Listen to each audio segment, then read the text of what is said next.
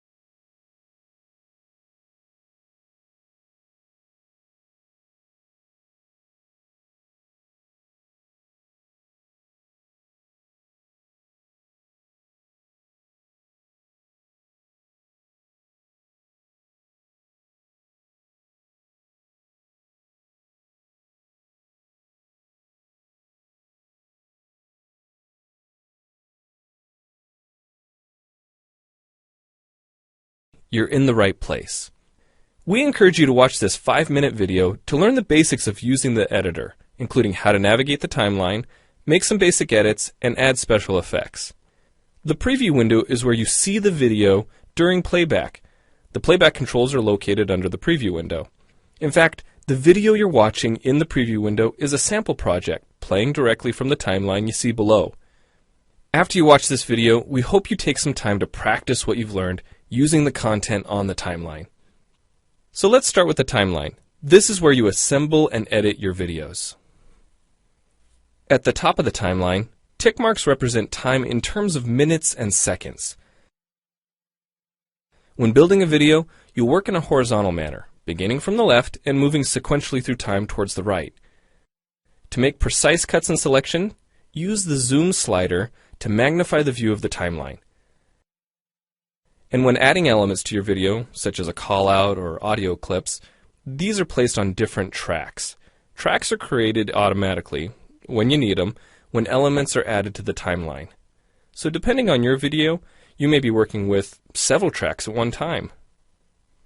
To change the position of an element on the timeline, just drag it.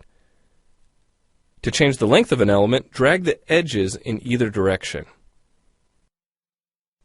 An important part of the timeline is the playhead.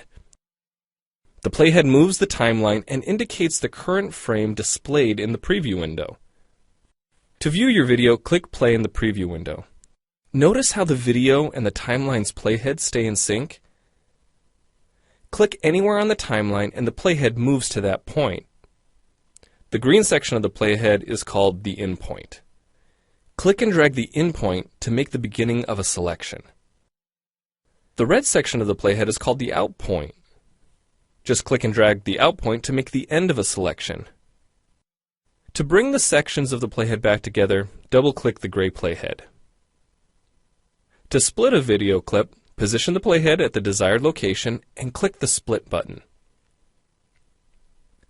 And if you want to remove a portion of your video, make a selection with the in and out points, then click the Cut button. If you make a mistake while editing, click the Undo button. Next, we'll look at the clip bin and the library. The clip bin holds recordings, audio files, images, and title slides being used in the project you're currently working on. Then there's the library. It stores video clips, intros, callouts, title slides, and other elements that you want to use from project to project. The library is also pre-populated with professional animations, music, sound effects, and other content you can use in your video for free.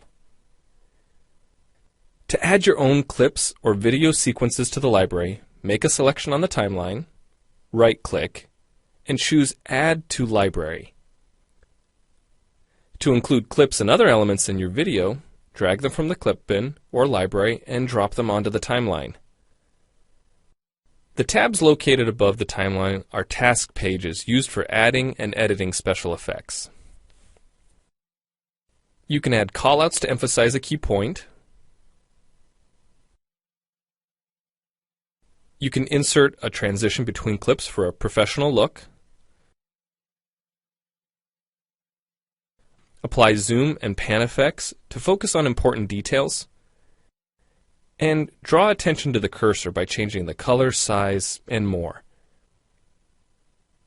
If you double-click an element on a track, the playhead moves to the beginning of that element, and its task page opens, allowing you to make edits to that element. So we've shown you a few ways you can navigate and edit your video, but how do you get content into your video?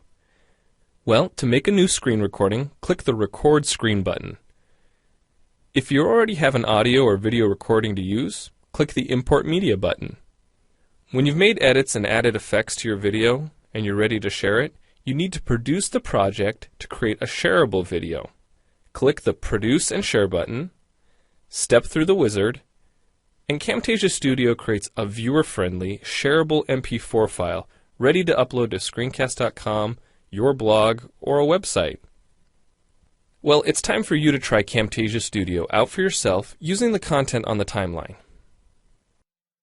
The help file in Camtasia Studio will help you use each of the Camtasia Studio features and applications. The Learning Center on TechSmith.com has in-depth video tutorials and other sample projects to download and practice with. So we hope you enjoy Camtasia Studio. And happy screencasting!